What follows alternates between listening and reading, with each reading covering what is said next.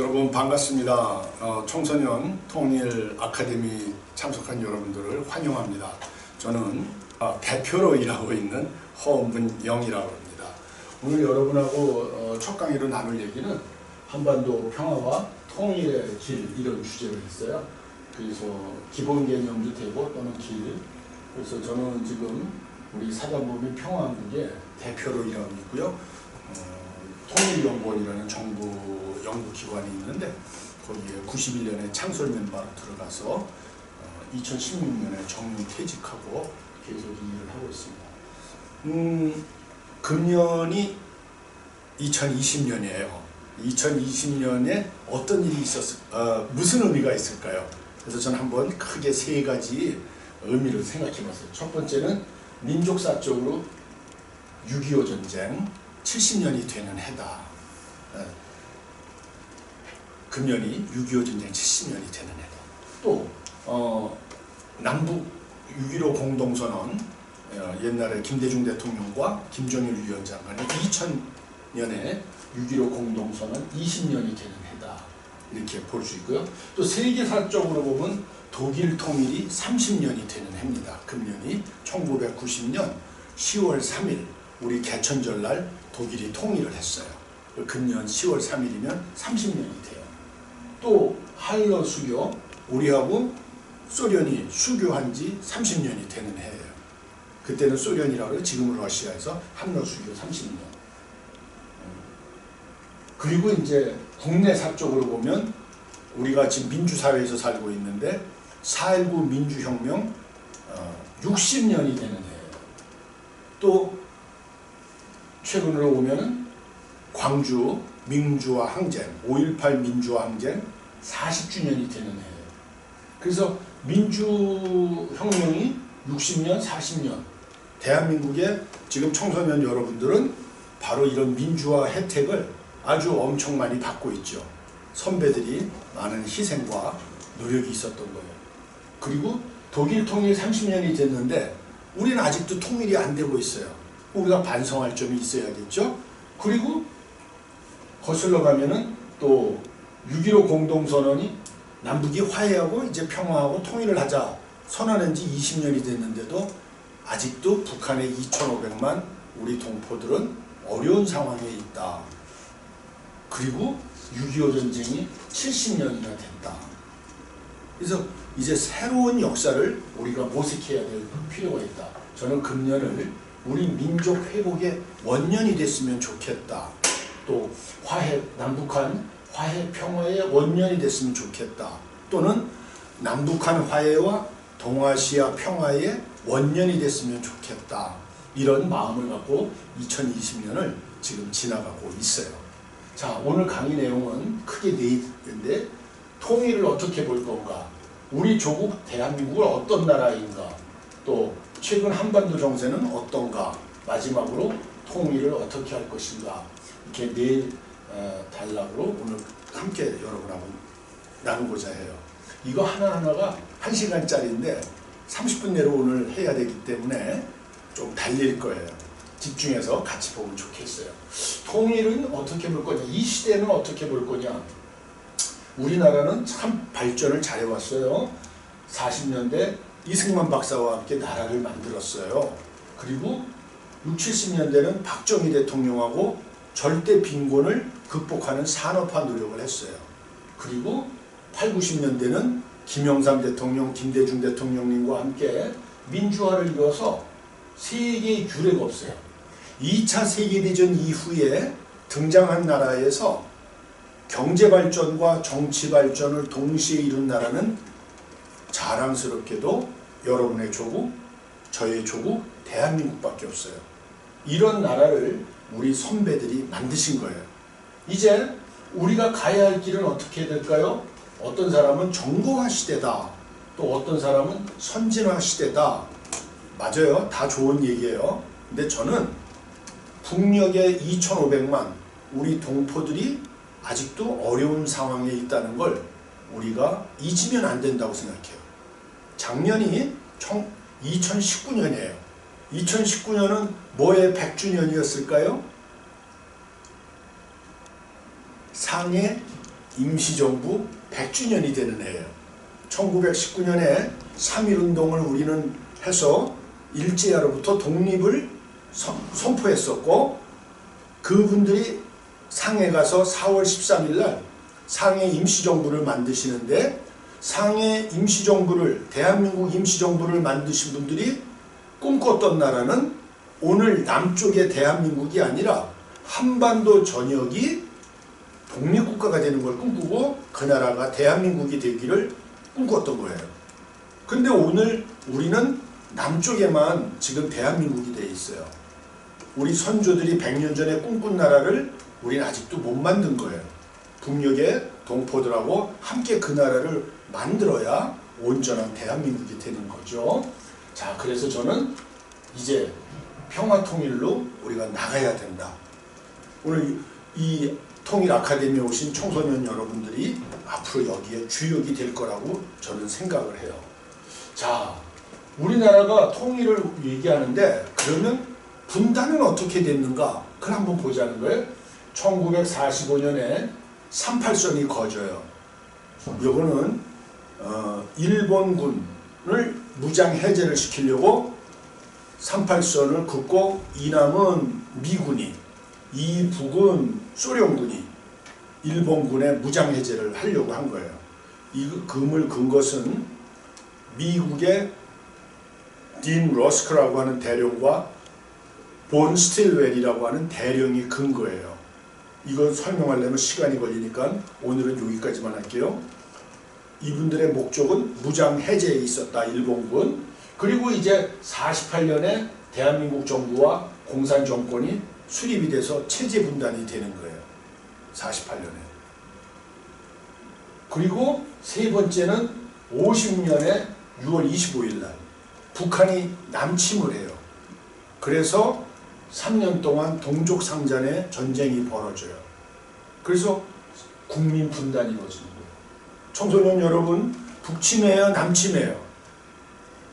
그러면은 어떤 학생들은 남침해요 그래요. 그래서 아니 북침해요 그래요. 그래서 저희 세대하고 단어가 달라요. 뭐라고? 북한이 침략했잖아요. 청소년들이 북침이라고 그럴 때는 북한이 침략해서 북침이라고 말을 쓰는 학생들도 있더라고요. 북한이 침략한 게 맞아요. 근데 우리 기성세대는 북한의 남침이라고 배운 거예요. 북한이 남쪽을 침략했다. 근데 여러분들은 지금 축어를 쓰다 보니까, 줄여서 쓰다 보니까 북한 침략, 그래서 북침이라고 그러는데, 그래서 그 사람이 북침이다 남침이다 그럴 때는 어떤 맥락에서 그 말을 하는지를 다시 한번 물어봐야 돼요. 세대마다 용어법이 달라서. 북한이 침략한 거예요. 남쪽으로. 그래서 북한의 남침이라고 하는 것이 모든 세대가 함께 통용할 수 있는 단어가 되겠어요. 북한의 남침. 그렇게 해서 이제 세 번에 걸쳐서 영토, 체제, 국민 3중 분단이 이루어진 거예요. 자, 전쟁으로 김일성이가 통일을 하려고 했는데 안 됐어요. 38선은 무너졌지만 휴전선이 다시 생겼어요. 그래서 1970년에 박정희 대통령이 대화로 통일을 하자고 했어요. 지금까지 50년간 노력을 한 거예요. 대화로 통일하자. 근데 결론은 어떻게 됐죠? 통일 안 됐어요. 북한의 핵무기 개발로 끝났어요. 그러면 전쟁으로도 통일이 안 돼, 대화로도 통일이 안 돼? 그럼 어떻게 해야 되죠? 이제 창의적인 통일을 해야 되는 거예요. 새로운 전략을 짜야 돼요. 전쟁 안 된다? 대화 안 된다? 그러면 어떻게 할 것인가? 저는 그걸 창의적 통일이다 해서 창의 통일. 통일 3.0. 오늘은 이 내용은 얘기를 못해요. 오늘은 기본 개념만 여러분하고 나누는 거기 때문에 저는 창의 통일이라는 걸 준비하는 사람이다. 있냐? 있다 이거예요. 근데 오늘은 그거 설명하는 시간이 아니에요. 자, 네 번째는 이 통일 문제 성격을 잘 아셔야 돼요. 많은 사람들한테 한반도 통일 문제 성격을 얘기하라고 그러면 남북한이 화해하고 협력해서 통일을 이루면 됩니다. 그래서 민족 문제라고 생각해요. 요거는 절반만 맞는 거예요. 또 하나 중요한 건 뭐냐면 남북한이 노력해야 되지만 한반도에 국경을 접해 있는 중국, 소련도 우리하고 국경이 접해 있어요. 그리고 일본, 그리고 세계를 좌지우지하는 미국, 이 4대 국가의 국가이익이 걸려있는 국제문제다 이거예요. 그래서 한반도 통일 문제는 남북한이 주체적으로 풀어야 할 민족 문제이자 주변 4국의 국가이익이 걸려있는 국제문제다 이거예요. 질문, 그러면 민족적 차원에서 풀어야 될까요? 국제적 차원에서 풀어야 될까요? 우리 여기 지금 참석한 우리 대학교 언니들이 여기 계세요. 누님들이 예쁘고 정말 똑똑하고 아주 대단한 우리 평안국 인턴 누님들이 두 청년들이 여기서 지금 강의를 같이 지금 하고 있는데, 우리 여기 나중에 여러분들 오면은 만날 멘토예요. 구준 멘토인데 이 누나는 뭐라 하냐면 둘 다 이렇게 얘기를 하는 거예요. 이게 정답이에요. 여러분은 좌파예요, 우파예요? 우린 그런 거 하는 거 아니에요. 우린 그런 거 하는 거예요. 보수도 필요하고 진보도 필요하다. 우린 이런 입장이지 뭐가 맞다, 저게 틀리다 이렇게 우린 주장하는 데가 아니에요. 그래서 양분법적 논리를 나는 우리 통일 아카데미에 참석한 청소년들은 이분법적 논리, 양분법적 논리를 넘어서서 통합적으로 보고 총체적으로 보는 그런 훈련을 좀 받았으면 좋겠어요. 민족적 차원과 국제적 차원을 둘 다 해야 되는 거예요. 둘 다. 자, 통일에 어떻게 해야 통일이 될까요? 통일을 하려면 일단은 우리가 능력이 있어야 돼요. 많은 사람들이 말만 해요. 그래서 통일이 안 돼요. 국가가 능력이 있어요. 두 번째는 국제적 문제니까 국제 환경도 잘 만들어야 돼요. 세 번째는 국민이 의지도 있어야 되는 거예요. 국가는 능력을 키워야 되고 주변 환경을 잘 만들고 국민이 의지를 가져야 통일이 이루어지는데, 우리 청소년들 아유 빨갱이들하고 왜 통일해요? 저 거지들하고 왜 통일해요? 통일할 마음이 없어요. 어르신들도 통일을 야 그거 왜 하니? 우리끼리 그냥 살지. 이래서 의지가 약해요. 주변 국가 미중일로 한반도 통일 도와줄 마음이 있어요? 없어요. 왜냐하면 통일 대한민국 되면 일본은 야 독도 싸움할 때 지금 한국도 버거운데 통일 대한민국 되면 어렵잖아. 중국도 야 이게 분단돼야 자기네 국가 이익이 이루어지지. 사실은 통일을 적극적으로 도와주는 나라도 생각보다 많지 않아요. 우리 국가의 능력 옛날보다는 좋아졌지만 아직도 좀 아쉬운 면이 있어요. 그러니까 능력, 국가의 능력, 국제적 환경, 국민적 의지, 이걸 잘 키워나가는 것이 지금 여전히 중요해요. 자, 우리 조국은 어떤 나라냐? 우리나라 이름이 뭐죠? 대한민국이에요. 뜻이 뭐죠? 큰 한 백성들의 나라. 자, 이런 뜻이 있어요. 요거는 오늘 설명 안 하고 건너뛰어요. 대한의 뜻이 뭘까요? 이게 코리아예요. 코리아. 민국의 뜻이 뭘까요? 이게 리퍼블릭이에요. 사람 이름은 어떻게 되죠? 성명으로 구성이 돼요. 성. 제 성이 뭐예요? 허. 이름은 뭐예요? 명은 문정. 국호도 마찬가지예요. 요 앞에 게 국명이에요. 국명. 요 뒤에 게 국체예요. 국체. 국가체제 이런 뜻이에요. 모든 나라는 국명과 국체로 이름이 만들어져요. 미국은 뭐라고 그래요? 미합중국이라고 그래요. United States of America. 우리나라는 Republic of America. 아니, Korea. 그러니까 미국의 국명은 아메리카가 국명인 거예요. United States가 국체가 되는 거예요. 모든 나라는 다 이름이 그렇게 구성되어 있어요. 근데 안 돼 있는 우리 주변 국가 하나가 있어. 어느 나라일까? 일본이요. 일본. 일본은 Japan이야. 중국은 뭐예요? 중화인민공화국이요. 러시아는 뭐예요? 러시아 연방공화국이요. 북한은 뭐예요? 조선민주주의 인민공화국이요. 그러니까 북한의 국명은 조선, 민주주의인민공화국은 국채. 이해가 돼요? 오케이. 자, 오늘 우리나라 대한민국은 어떤 나라가 됐느냐? 세계에서 IQ가 제일 좋은 나라예요.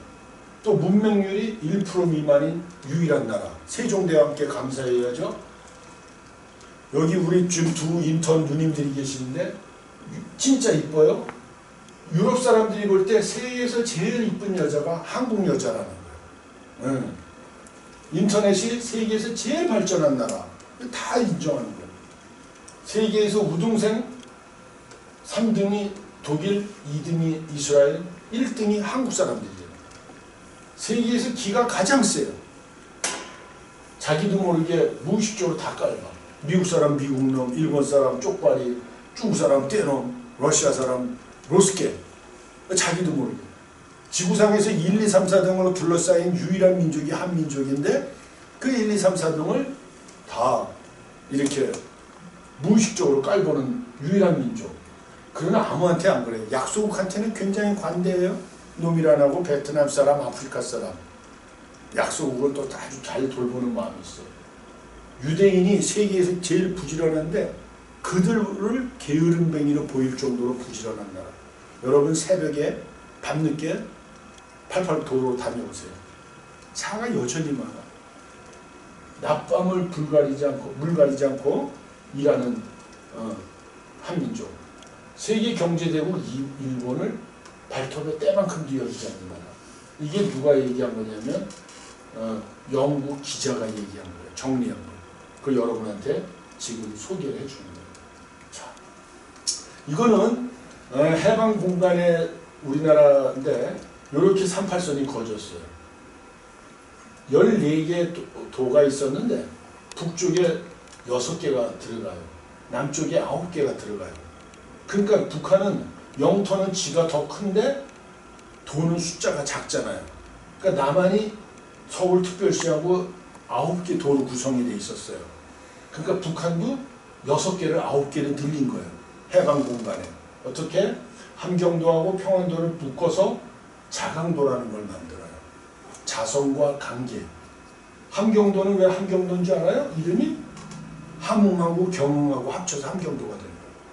평안도는 평양하고 안주하고 합쳐서, 전라도는 전주하고 나주, 경상도는 경주하고 상주, 충청도는 충주하고 청주, 경기도는 이름이 안 떠오르네. 경기는 경, 서울, 기는 임금님의 토지. 그래서 임금님 중심으로 경기도라는 이름이 생겨요. 강원도는 강릉하고 원주. 이해가 돼요? 그렇게 해서 이름이 만들어진 거예요. 그러니까 북한은 자강도라는 것은 자성이라는 데하고 강계라는 이름을 띄어서 자강도 만들어요. 그 요거는 양강도는 뭘까? 백두산은 어디 있어요? 여기에. 백두산? 여기일까? 백두산은 여기 있어요. 이거를 이해하기 좋은 게 백두산에서 이쪽으로 흐르는 걸 압록강이라고 그래요. 요 뒤로 해서 동해로 흘러가는 걸 두만강이라고 그래요. 그래서 요 도는, 백두산을 갖고 있는 도는 2개의 강이 흘러간다고 그래서 압록강과 두만강이 흘러간다고 해서 양강도라고 이름을 지은 거예요. 이해가 되시죠? 그렇게 해서 이 양강도 여기에, 그리고 마지막으로 황해도를 황해남도와 황해북도로 쪼개가지고 9개의 도로 만든 거예요. 강원도가 남쪽에도 있지만 북쪽에도 강원도가 있어요. 그래서 세계에서 유일하게 도가 분단되어 있는 데는 강원도밖에 없는 거. 나는 우리나라 통일은 강원도에서 시작이 돼야 된다고 주장하는 사람이에요. 왜냐? 나는 아주 지역 감정이 엄청난 사람인데 내가 강원도 출신이거든. 제일 별 볼 일 없는 도가 강원도인데 나는 강원도에서 통일의 시작이 일어난다. 이렇게 주장하는 사람이에요. 자, 그래서 우리는 5,100만의 인구가 됐고 북한은 2,500만의 나라가 됐어요. 지난 70년간 노력해서. 근데 인구는 우리가 2배 더 많은데 국민소득은 45배나 우리가 더 높아요. 무역은 138배나 더 높아요. 사실은 소득도 45대 1이 아니야. 냉정히 얘기하면 100대 1도 넘어. 네. 정말 비참한 나라가 북한이 돼버렸어요. 우리나라는 그럼 처음부터 잘 살았느냐? 아니요. 1962년에 박정희 대통령이 군사혁명을 일으키고 대통령이 된 62년에 우린 세계 평균의 4분의 1밖에 안 됐어요. 지질이 못 살았어. 이때는 북한이 우리보다 훨씬 잘 살았어요. 그 이유는 또 다르게 설명을 해야 되니까. 그래서 북한이 훨씬 잘 살았는데 언제 우리가 북한을 따라잡느냐? 74년쯤에 북한하고 똑같아져요. 우리 지질이 못 살았다. 그런데 우리가 그럼 언제 세계 평균하고 같아지느냐? 86 아시안 게임을 서울에서 했는데 그때 가서야 우리가 세계 평균에 같아지는 거예요. 우리 선배들이 정말 나라 발전을 위해서 수고를 많이 했어요. 그리고 88 올림픽 때는 세계 평균보다 잘 사는 나라가 된 거예요. 그리고 우리가 언제 만부를 돌파하냐? 1995년에 만부를 돌파해요. 그랬다가 만부를 돌파하고 정신없이 살다가 방탕하게 살다가 IMF를 두들겨 맞아요. 그래서 뚝 떨어져. 다시 98년에. 정말 많은 가정들이 이때 깨지고 비참해졌죠. 그랬다가 다시 정신 차리고 노력해서 오늘 우리는 2016년 현재 27,600불로 세계 평균의 2.7배. 2020년 현재는 세계 평균의 3배를 앞서는 나라가 됐어요. 그래서 바로 이 빨간 선이 세계 평균이에요. 우리는 세계 평균보다 지질이 못 살았는데 86년을 기점으로 해서 세계 평균, 이거 IMF 때 툭 떨어진 거야.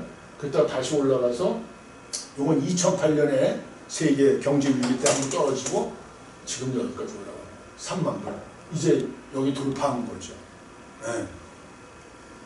그래서 어느 정도의 나라가 됐느냐? 3만 불에 5천만 명. 이걸 3050 클럽이라는데 7번째로 들어간 나라가 됐어요. 제일 먼저 들어간 나라는 일본인데 1992년이에요. 그리고 우리가 7번째로 들어갔어요. 재밌는 건 이 7나라들의 성격을 보면 일본, 독일, 이탈리아는 2차 세계대전 때 추축국이라는 나라예요. 전쟁을 일으킨 나라인데 지금도 잘 살아. 이놈들은. 그리고 그때 연합국으로 싸웠던 2차 세계대전에 미국, 영국, 프랑스가 여기 들어간 거예요. 그런데 2차 세계대전 때 식민지였던 한국이 유일하게 여기 낀 거예요. 세계 강대국은 100년 전이나 지금이나 똑같은 거예요. 근데 약소국이었는데 식민지였는데 여기 낀 나라가 한국인 거예요. 여러분의 할아버지, 할머니, 아버지, 어머니가 얼마나 이 나라를 만들기 위해서 희생하고 헌신하는지 여러분이 아셔야 돼요. 부모님 세대를 존경해야 돼요. 이 나라가 된 거예요. 대단한 나라가 됐어요. 이게 우리나라의 국민 GNI 소득입니다. 2000년에 만불인데 쭉 올라갔다가 2008년 리만 브라더스 때 떨어졌다가 다시 올라가서 3만 불로 올라가는 거예요. 우리하고 비슷한 곡선을 걷는 나라는 딱 하나야. 대부분이 올라갔다 떨어졌다 난리치고 있는데 우리처럼 계속 올라가는 나라가 있는데 3만 불이 좀 넘게 시작해서 6만 불을 돌파한 나라가 있어요. 누굴까요? 이게 미국이에요. 미국. 우리는 미국하고 그래서 같이 가야 돼. 우리가 통일이 되면 중국이나 러시아나 일본하고는 반드시 영토 분쟁이 있을 수밖에 없어요. 역사 분쟁이 계속 있을 수밖에 없어요. 근데 미국은 우리하고 영토가 붙지 않았어. 그리고 우리하고 똑같이 자유민주주의를 신봉하는 나라예요. 자유민주주의. 근데 미국은 계속 우리처럼 발전해가고 있어요. 그래서 미국하고는 우리가 지금 동맹관계인데 앞으로도 잘 같이 가야 된다. 근데 우리를 지금 괴롭히는 우리 옆에 나라 중에 하나가 있는데 아베의 일본이요. 아베의 정책은 잘못된 거예요. 일본은 어디 있느냐? 이게 일본이요. 미국보다 더 잘 산 적은 없지만 거의 따라갔어. 그랬다가 5만 불까지 올라갔어요. 그랬다가 2008년부터 꼰두박질 쳐서 계속 내려오는 나라예요. 이제 우리는 여기서 2021년쯤 하면 올라가. 일본은 더 내려서 이렇게 무너지는 거예요. 그래서 한일 간의 역조가 뒤집어지는 거예요. 우리보다 2배 이상 더 잘 살았어요. 일본 진짜 잘 살았어요. 1980년에는 일본이 우리보다 4배나 잘 살았어요. 30년 격차가 있었다 그랬어요. 90년대는 20년 격차가 있다 그랬어요. 2000년대는 10년 격차가 있다 그랬어요. 2020년 현재는 한 5년 정도 격차가 있는데, 작년에 이 아베가 대한무역 규제 조치를 취하고서 일본 경제는 지금 굉장히 어려워지고 있어요. 22년, 23년쯤 되면 한국 경제가 일본보다 1인당 평균은 더 잘 사는 나라거든요. 물론 규모는 일본은 1억 3천만 명이기 때문에 우리보다 국가 경제 규모는 더 커요. 우리는 5천만이고, 그러나 1인당으로 볼 때는 뒤집어질 수 있다. 이렇게 엄청난 나라가 됐는데, 우리는 자유로 성공했는데 북한은 평등으로 실패했어요. 근데 우리는 성공했지만 행복해요? 여기서 우리 문제가 있는 거예요. 성공했지만 우리나라 국민들은 왜 행복해야 하지 않아? 왜? 승자 독식 사회가 됐어. 그리고 양극화가 너무 심해졌어. 양극화를 줄이는 가치는 뭐예요? 평등의 가치인 거예요. 더불어 사는. 근데 우리는 평등은 빨갱이 거다 해가지고 이거를 얘기하면 안 되는 사회로 지난 70년간 살아왔던 거예요. 자유와 평등은 동전의 양면이에요. 같이 가야 되는 거예요. 그래서 이 자유와 평등을 묶어줘야 되는데 묶을 수 있는 길은 없어. 딱 하나밖에 없어. 바로 사랑으로. 사랑으로. 그래서 자유, 평등, 박애, 이렇게 세 가지 가치가 통일 대한민국의 가치가 돼야 된다. 더불어 살고 자유롭게 살고 사랑하며 살고 이런 나라를 우리가 만들어가야 된다. 이렇게 생각을 해요. 자, 한반도 정세. 이건 세계 지도예요. 왜 이걸 여러분한테 보여주냐면, 나는 국내에서 박사를 해서 미국서 공부할 기회가 없었어. 근데 미국의 석학들은 어떻게 제자들을 키워나갔더니 항상 세계를 보게 해요. 미국이라는 나라가 여기 있는데 지구상에서 제일 넓은 대륙은 유라시아 대륙이에요. 미국은 유라시아 대륙에 대해서 열등감을 갖고 있어. 유라시아 대륙을 집어먹는 나라가 세계를 앞으로 이끌고 갈 거라는 거예요. 그럼 미국이 작은 나라냐? 아니에요. 캘리포니아는 프랑스하고 경제력이 같아. 지구상에서 두 번째로 큰 캐나다는 텍사스하고 퐁당 빠져요. 우리나라하고 경제력이 같은 건 플로리다예요. 이렇게 50개 나라가 모인 것 같은 게 미국이요. 근데 미국의 석학들은 미국 청년들한테 미국을 잘 관리하라 이러지 않고 세계를 경영할 꿈을 가지라고 그래요. 그리고 어디를 주목하라? 유라시아 대륙을. 유라시아 대륙을 절대로 한 나라가 독점하지 못하게 하라는 거예요. 그래서 어떻게 하라? 이게 세계 전략인데 프랑스, 저머니, 러시아, 인디아, 차이나 이 5나라가 견제와 균형을 이루어서 어느 나라도 유라시아 대륙을 독점하지 못하게 하라는 거예요. 그리고 5나라를 친미 국가로 만들라는 거예요. 우크라이나, 터키, 아제르바이잔. 아제르바이잔은 왜요? 카스피에 묻히는 원유가 어마무시해요. 마지막으로 이란. 중동의 대부분이 시아파인데 얘는 대부분이 수니파인데 얘는 시아파 국가예요. 분할 통치, 디바이드 앤 룰을 하는 거예요. 마지막으로 동아시아에서 한 나라를 미국은 친미 국가로 만들어야 된다고 생각해요. 어느 나라일 것 같아요? 어느 나라? 놀랍게도 대한민국을 친미 국가로 만들려는 거예요. 왜냐하면 이 대한민국을 친미 국가를 못 만들면 주한미군이 철수하고 주일미군이 쫓겨나고 그러면 미국의 시대는 끝난다는 거예요. 그래서 이게 미국의 세계 전략이에요. 나중에 여러분들이 또 공부하면서 질문 있으면 그때 더 하겠어요.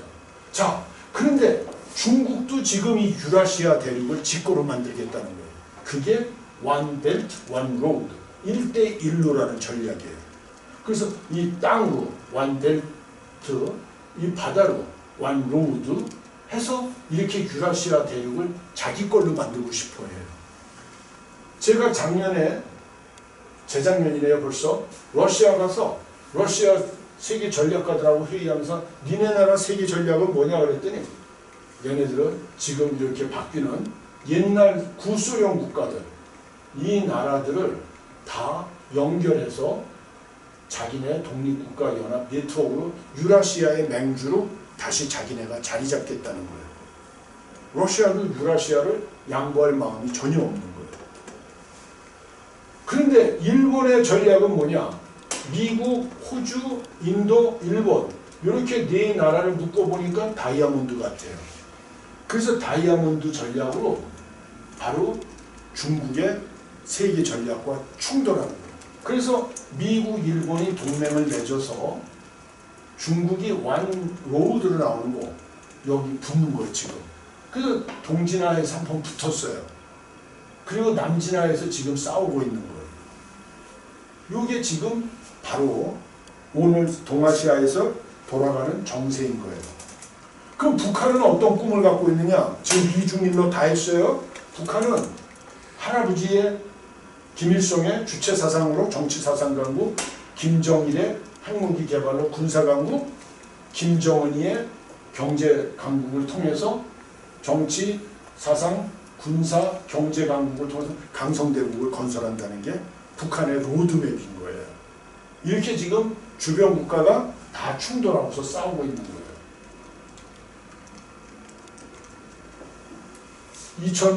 2018년도에 있었던 거예요. 자, 판문점, 우리 저기 평창올림픽, 그리고 우리 남북 4월 27일 날 문재인 대통령께서 김정은 위원장을 만나셨어요. 그리고 트럼프하고 북미 정상회담. 이런 모든 것이 2018년도에 진행이 됐었던 거예요. 근데 지금 이게 중단돼 있어요. 앞으로 이걸 어떻게 풀어갈 거냐. 세 분이 같이도 만난 적이 있어요. 그러는 와중에 일본이 지금 우리를 작년 7월 달에 대한 경제 제재를 구사했어요. 한일 격차 아까 얘기했던 거예요. 일본은 왜 저런 짓을 하느냐? 뿌리가 있는 거예요. 아베 신조의 할아버지는 이분들은 좀 친한파에 가까워요. 근데 외가 쪽에 기시노부스케 이쪽 외가 쪽이 바로 전범이에요. 전범. 2차 세계대전에 그리고 일본의 군사력을 강화하려고 하는 사람. 기시노부스케 스승은 이토 히로부미예요. 우리나라를 식민지했던 이토 히로부미의 스승은 요시다 쇼인이라는 사람이에요. 이 사람은 명치 유신을 정신적으로 만들어준 사람이에요. 요시다 쇼인의 정신적 지주는 도요토미 히데요시. 1592년에 임진왜란을 일으켰던 사람.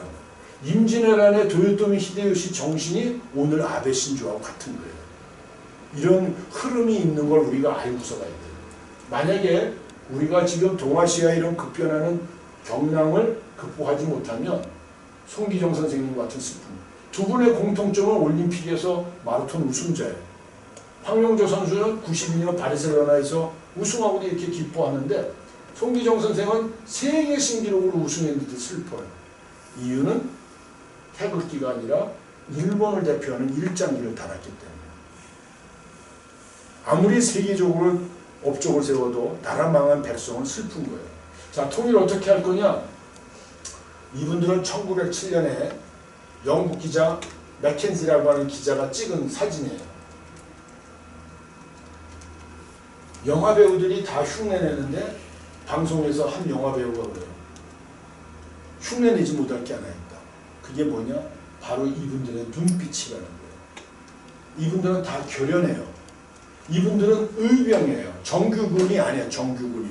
이미 대한제국 정규군은 다 망했어. 그냥 평범한 백성들이에요. 나라를 찾겠다고 백성이 들고 일어난 거예요. 요 사람은 몇 살쯤 된 거예요? 요 사람은 14살짜리예요. 14살짜리가 나라 지킨다고 찾겠다고 하다. 이날 전투에서 몽땅 죽어요. 이 영국 기자는 일본하고 영국은 이 당시에 동맹국가이기 때문에 한국에 대해서 우호적이지 않았는데 이들을 인터뷰하고 사진 찍고 맥켄지는 이들이 다 죽는 걸 보고 이때부터 친한파가 돼서 한국의 독립운동을 돕다가 그분도 이제 떠나죠. 우리는 싸움만 하는 게 아니에요. 3.1운동을 통해서 이렇게 평화적으로 나라를 찾겠다는 노력도 했어요. 그래서 우리나라는 통일을 하기 위해서 제일 먼저 뭘 해야 되냐? 피스키핑을 해야 돼요. 평화를 지킬 줄 알아야 돼요. 그리고 두 번째는 피스를 만들어야 돼요. 평화를. 세 번째는 이거를 평화를 키워야 돼요. 네 번째는 우리만 누리면 안 돼요. 동아시아에 나눠줘야 돼요. 마지막으로 평화로 세계를 섬겨야 돼요. 그 다음에 peacekeeping, peacemaking, peacebuilding, peace sharing, peace serving. 그래서 우리 단체 이름이 평화한국이에요. 평화를 만들고 키우고 지키고 키우고 헷갈리네. 지키고 만들고 키우고 나누고 섬기는 그런 일을 우리가 하자. 자, 통일이 되면 어느 정도의 나라가 되느냐? 인구는 8천만이에요. 영토 크기는 영국만해지는데 우리 영토와 영국이 비슷해요. 그런데 인구는 영국보다 2천만이 더 많아요. 그 어느 나라로 비슷해요? 통일 독일하고 비슷해지는 거예요. 엄청 큰 나라가 되는 거예요. 남북한이 합치면 세계 G7에서 네 번째 그 정도 나라가 되는 거예요. 그래서 통일이 되면 경제는 어느 정도가 되느냐. 2009년에 골드만삭스에서 예측했던 거예요. 예, 골드만삭스에서 예측하기를 어떻게 됐냐. 이렇게 이제 변한다는 거예요. 그 2050년이 되면 세계 넘버 2의 나라가 되는 거예요.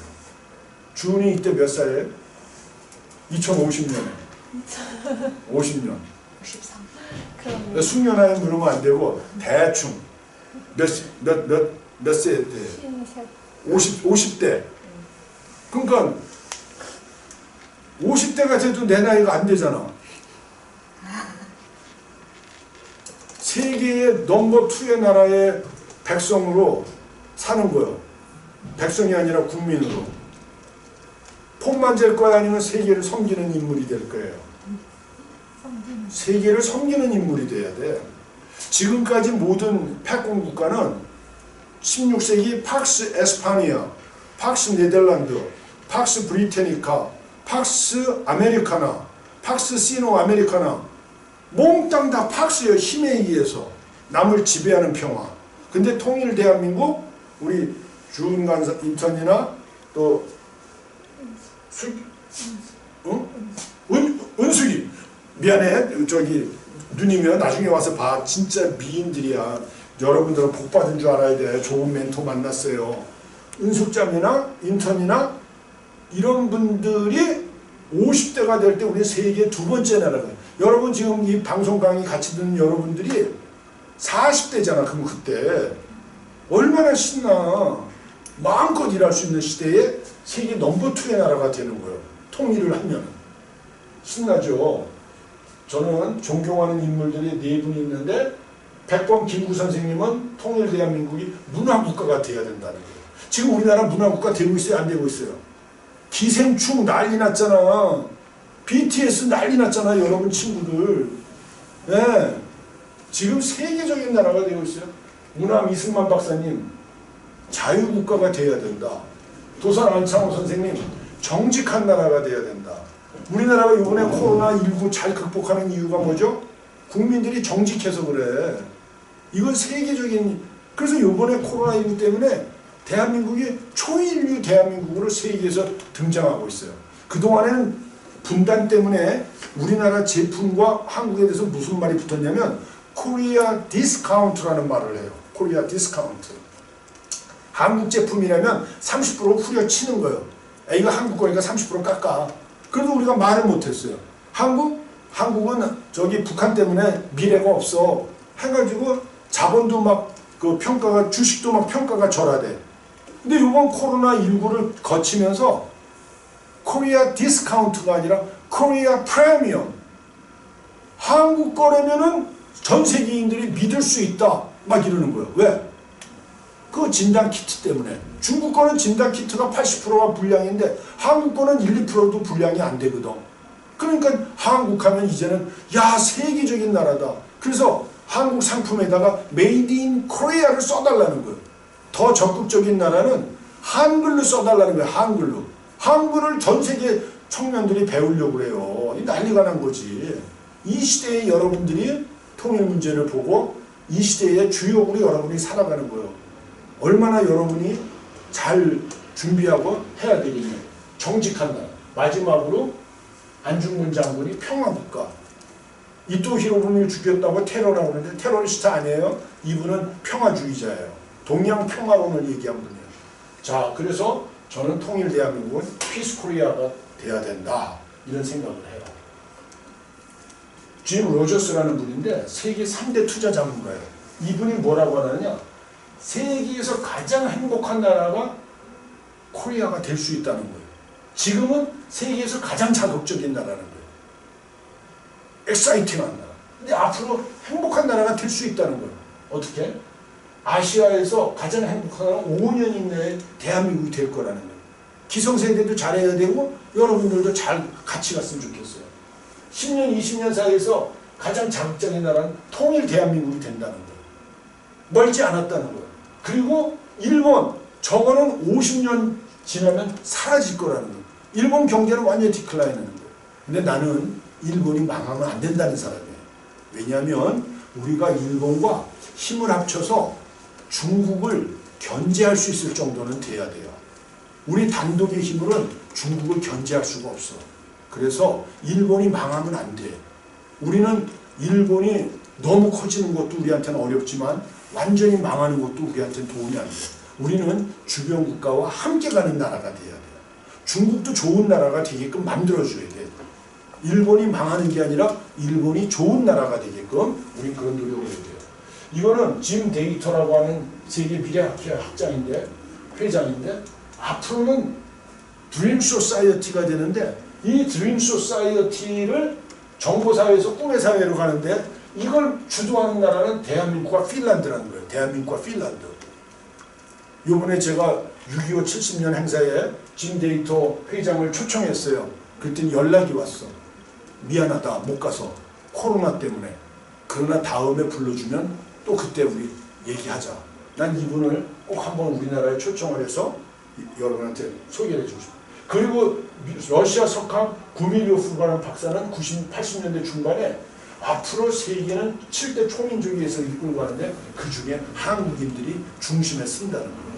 오늘 이 얘기는 다 못하지만 이런 얘기가 이미 석학들은 다 하고 있는 거예요. 이거는 건너뛸게요. 우리 사회 통일 어떻게 되나. 통일이 아까 제가 능력, 환경, 의지가 구축돼야 된다고 그랬어요. 그러면 앞으로 어떻게 우리 통일을 하고 능력, 환경, 의지는 어떻게 키워야 될까? 저는 평화 통일을 하려면 제일 중요한 거는 국가 전략이 수립돼야 된다. 아까 창의 통일이라고 했죠? 창의 통일을 위한 국가 전략을 청와대에선 세워야 된다는 거예요. 그건 저 같은 사람들이 하는 거예요. 여러분들이 아직은 걱정 안 해도 돼요. 우리 기성세대를 믿어주세요. 반드시 우리가 이거 해요. 근데 여러분이 해야 할 일은 환경과 능력과 의지, 이걸 키워나가야 되는데 환경을 잘 만들려면 어떻게 해야 되느냐? 아이고 요거 바뀌었네요. 요거 능력에 대한 거예요. 자유민주주의를 잘 키워가야 돼.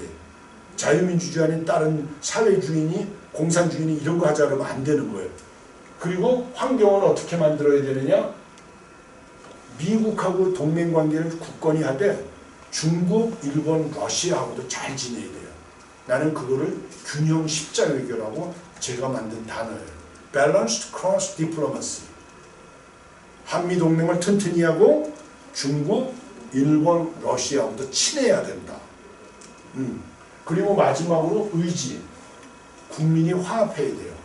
이렇게 태극기 부대와 촛불 부대가 싸우면 안 되는 거예요. 정부는 이번에 180석의 여당이 거대 여당이 됐어요. 이제 싸우려고 하면 안 돼. 정부는 책임을 지고 국민이 같이 가게끔 통합하는 그런 정부의 노력이 필요해요. 우리 청소년들도 어느 하나의 편견에 빠져서 이것만 옳다 막 이러지 않았으면 좋겠어요. 세상은 여러분이 생각하는 것보다 훨씬 커요. 각도에 따라서 다양하게 볼 수가 있어요. 지도자는 통합적으로 볼 줄 알아야 돼요. 하나의 입장에만 쓰면 그거는 당파적인 입장에 대해서 편협한 사람이 돼요. 호연지기, 마음을 넓히고. 그래서 가장 중요한 것 중에 하나가 안보를 소중히 이야기해야 돼요. 지금 나라를 사랑하고 안보를 튼튼히 여기자. 근데 오늘 어제 대통령님이 좋은 얘기했어요. 시큐리티인데 국가안보, 내셔널 시큐리티만 중요한 게 아니라 대통령님이 뭐라고 주셨냐면 휴먼 시큐리티라고 했어요. 인간안보가 중요하다 했어요. 인간안보. 국가안보는 자기가 다른 나라에서 침략을 당하지 않는 거예요. 인간안보라는 건 사람이 소중하다는 거예요. 영토도 소중하지만 영토를 지키는 마음으로 국민 개개인의 인간의 존엄성을 지켜줘야 된다. 병들리지 않게 해야 된다는 거예요. 아파서 돈이 없어서 쩔쩔매는 사람이 없게 해야 된다는 거예요. 장애인들이 소외되지 않게 해야 된다는 거예요. 이런 안보, 이 튼튼한 안보는 인간 안보를 얘기하는 겁니다. 영토 안보, 전통적 국가 안보도 소중해요. 그렇지만 우리는 그걸 넘어서서 인간 안보, human security를 키워서 환경 문제, 오염 문제, 여러분들이 각 곳에 가서 할 일이 너무 많아요. 함께 이런 나라를 만들어가는. 이게 백범 김구 선생이 얘기한 거예요. 나는 꿈이 너무 소중하다는 건데 1947년에 개천절 때 김구 선생님이 연설하신 건데 한번 같이 읽어봐요. 시작. 내가 원하는 우리 민족의 사업은 결코 세계를 무력으로 정복하거나 경제력으로 지배하려는 것이 아닙니다. 오직 사랑의 문화, 평화의 문화로 우리 스스로 잘 살고 인류 전체가 의좋게 즐겁게 살도록 하는 일을 하자는 것입니다. 어느 민족도 일찍이 그러한 일을 한 이가 없었으니 그것은 공상이다. 그렇게 말하지 마십시오. 일찍이 아무도 한 자가 없길래 우리가 하자는 것입니다. 얼마나 멋있어요. 땡땡땡 우리나라의 젊은 남녀가 다 이 마음을 가질진데 안 이루어지고 어찌하겠습니까? 그 날이 지금 다가오고 있는 거예요. 여러분들을 통해서. 함께 해주셔서 감사해요. 계속해서 여러분들 좋은 강의 들으시고 이번 학기에 좋은 통일 아카데미에 동참하는 여러분들이 되기를 바라요.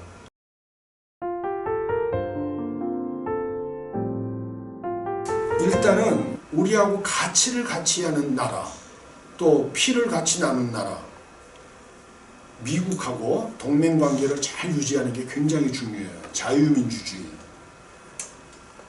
아직 북한은 자유민주주의 국가가 아니고 중국도 자유민주주의 국가가 아니에요. 러시아는 노력은 하는데 조금 아쉬움이 있어요. 일본은 민주주의 국가라고 그러는데 시민혁명이 없는 나라예요. 그래서 아베가 저렇게 독재 같은 걸 해도 일본 국민들이 반항을 못하는 건 일본 국민은 시민혁명을 겪어보지 못했기 때문에 백성이요, 백성. 시민이 아니에요. 그렇지만 우리는 일본도 사랑하고 중국도 사랑하고 러시아도 사랑하고 같이 가야 돼요. 미국과 동맹관계, 자유민주주의 가치관으로 같이 기본을 닦고 3개 국가를 묶어서 그래서 아까 말한 대로 균형 십자 외교를 하는 거예요. 또 하나는 우리 입장에선 앞으로 이 동남아시아 이게 아세안이라고 그러는데 이 나라가 10억이 넘어. 10억이 다 합치면 엄청난 아세안이 또 있어요. 우리 앞에. 이 나라들하고 같이 가야 돼요. 근데 이 나라들이 옛날 일본의 식민지였던 나라들이에요.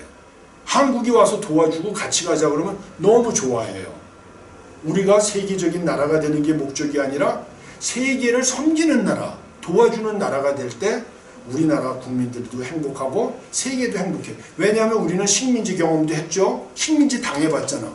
6.25 전쟁으로 처절한 전쟁도 경험해봤죠. 그러니까 또 제3세계 국가여서 비참하게도 살아봤죠. 우리가 뜨면은 그래서 섬기면은 제1세계 미국이나 유럽의 제국주의가 온 거하고 상관없이 전 세계 제3세계 국가들은 환영하는 거예요. 아프리카도 가서 도와주고 라틴 아메리카도 가서 도와주고 그리고 이제 유럽도 지금 힘들어해요. 유럽하고도 같이 가야 돼요.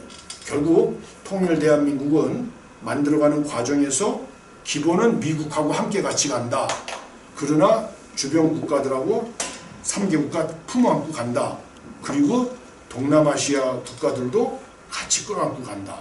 그러면서 전 세계를 섬기는 위대한 시대를 꿈꾸면서 통일을 만들어가자. 이렇게 말씀드리고 싶어요.